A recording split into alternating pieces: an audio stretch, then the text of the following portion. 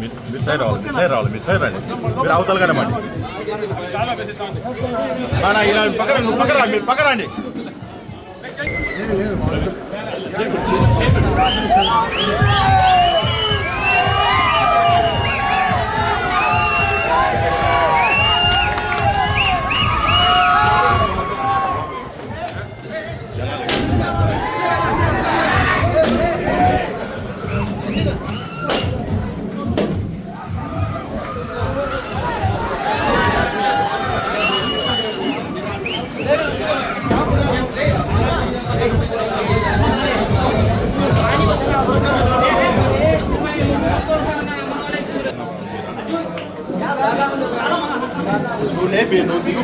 చంద్రబాబు గారి నాయకత్వం చంద్రబాబు గారి నాయకత్వం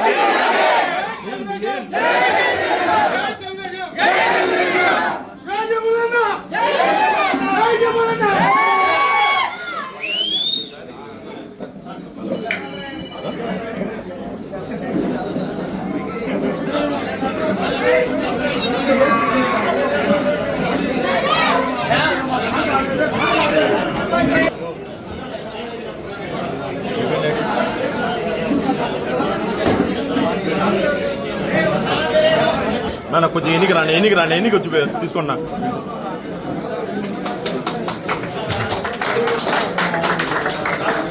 ఒక్క చెక్కను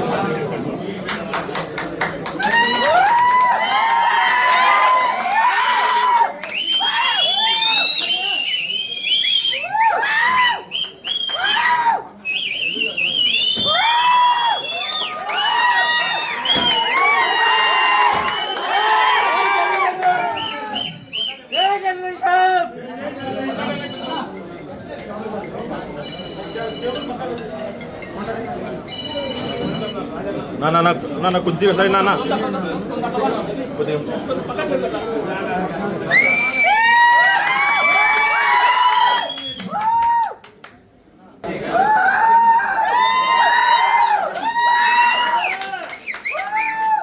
చూడు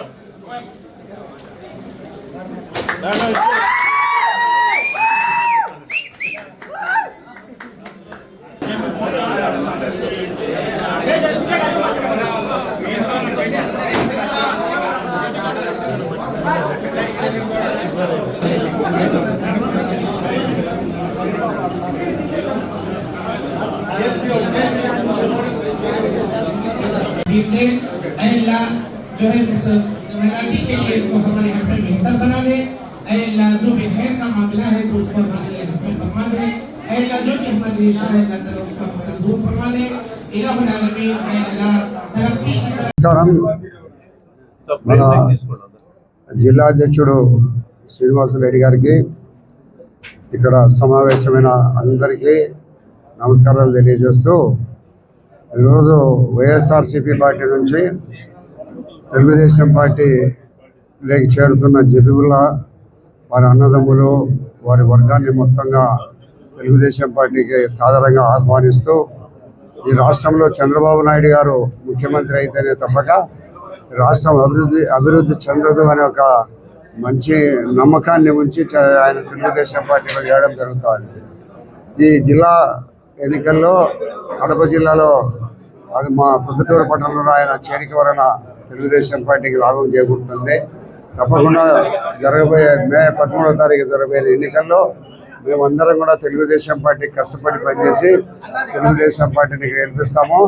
రాష్ట్రంలో చంద్రబాబు నాయుడు గారు ముఖ్యమంత్రి కూడా అవుతారు. కాబట్టి వారిని సాధారణంగా తెలుగుదేశం పార్టీలోకి ఆహ్వానం పలుకుతున్నాం. నమస్కారం.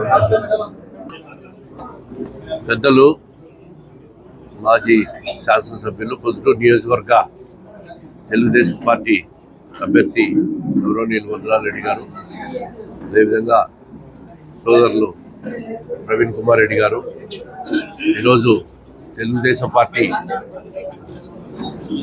నగర పట్టణ ఆఫీస్ ఓపెనింగ్ సందర్భంగా పట్టణాధ్యక్షుడు జబీబుల్లా గారు, మిగిలిన శివచంద్రారెడ్డి గారు కానీ, అట్లాగే రాజగోపాల్ యాదవ్ గారు, మిగిలిన నాయకులు సోదరుడు కొండారెడ్డి గారు అందరూ కూడా రావడం, ఈరోజు దాదాపుగా 16-17 రోజులు ఉన్నాయి ఎన్నికలు. కడప జిల్లాలో తెలుగుదేశం పార్టీ ఉమ్మడి జిల్లాలో మెజారిటీ స్థానాలు కైవసం చేసుకుంటారు.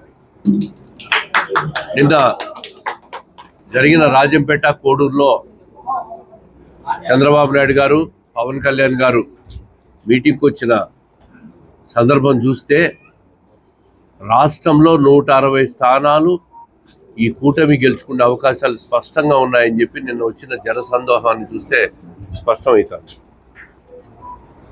ప్రొద్దుటూరులో కూడా చూస్తున్నాం. గడిచిన 5 సంవత్సరాలుగా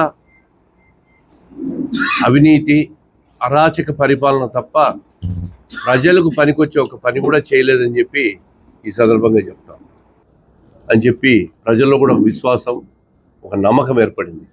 ఈ సందర్భంగా 4 సంవత్సరాల నుంచి కూడా పార్టీని నమ్ముకొని అన్ని రకాలుగా కూడా కష్టపడిన ప్రవీణ్ కుమార్ రెడ్డి గారిని కూడా నిన్న రాజంపేటలో మాజీ ముఖ్యమంత్రి చంద్రబాబు నాయుడు గారిని కలిసాం.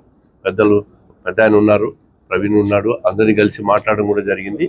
ఆయన కూడా భవిష్యత్తులో అన్ని రకాలుగా కూడా పార్టీ భరోసాగా ఉంటుంది, అండగా ఉంటుంది. రెండో విషయం, కేసుల్లో ఇబ్బందులు పడిన వాళ్ళందరి కుటుంబాలకు కూడా చంద్రబాబు నాయుడు గారు న్యాయం చేస్తారని చెప్పినాడు. అందరూ పార్టీని గెలిపించడమే మన ముఖ్య ఉద్దేశం.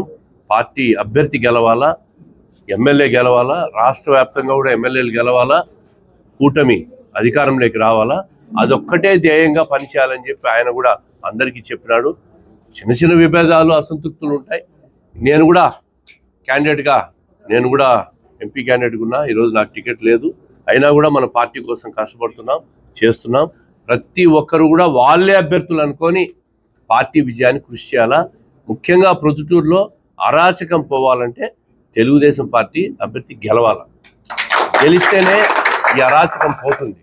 మళ్ళీ పొరపాటు చేసి మళ్ళీ వైకాపాని గెలిపిస్తే ఇదే అరాచకం కొనసాగుతుంది. మన ఇండ్ల మీద దాడులు చేస్తారు, మన మీదే హత్యలు కూడా చేసేదానికి కూడా వెనుకాడరేళ్ళు.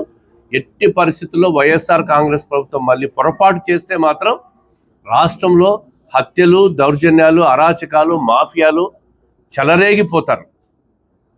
ఈ పరిస్థితుల్లో ప్రజలు అందరూ కూడా ఆలోచించాలా. పార్టీ కార్యకర్తలు ప్రతి ఒక్కరు కూడా ఆలోచించాలా. పార్టీ నిర్ణయించిన అభ్యర్థిని గెలిపించాలా. మిగతా వాళ్ళకు కూడా ఖచ్చితంగా న్యాయం చేస్తానని ఆయన చెప్పినారు. కాబట్టి ఎటువంటి భేదాభిప్రాయాలకు తావులేవు. అందరూ కూడా సంతోషంగా పార్టీ అభ్యర్థి కృషి చేస్తారు. ప్రవీణ్ కుమార్ రెడ్డి గారికి కూడా 4 సంవత్సరాలు పార్టీ మోసినాడు కాబట్టి ఆయన కూడా న్యాయం చేస్తామని చెప్పి పార్టీ చెప్పింది. దాంట్లో ఎటువంటి అనుమానము లేదు. అందరూ కలిసి పనిచేస్తారు. ఆయన కూడా ఇంకా బయట నియోజకవర్గాల్లో కూడా అబ్జర్వర్గా కూడా రాజంపేట, మదనపల్లి ప్రాంతాల్లో అబ్జర్వర్ కూడా ఆయనకు బాధ్యతలు ఇచ్చాడు. నిన్న అక్కడ కూడా పోయి పార్టీ పర్యవేక్షణకు గెలుపు కృషి చేయాలని చెప్పి నాయుడు గారు మాట్లాడినారు. ఏ విధమైన న్యాయం అంటే భవిష్యత్తులో అధికారం వచ్చిన తర్వాత తప్పకుండా ఆయన కూడా సముచిత స్థానం ఇస్తామని చెప్పినారు. నిన్న ప్రత్యేకంగా ఆయన మాట్లాడినాడు కదా, పెద్ద ఆయన ఉన్నారు, ఆయన మాట్లాడినారు. దాంట్లో ఏం అనుమానం లేదు. కలిసి పనిచేస్తారు. ఎందుకు చేయరు? మీకేమైనా అనుమానాలు ఉన్నాయి దాంట్లో మీద? అనుమానాలు ముందు మీరే వ్యక్తం చేస్తారు.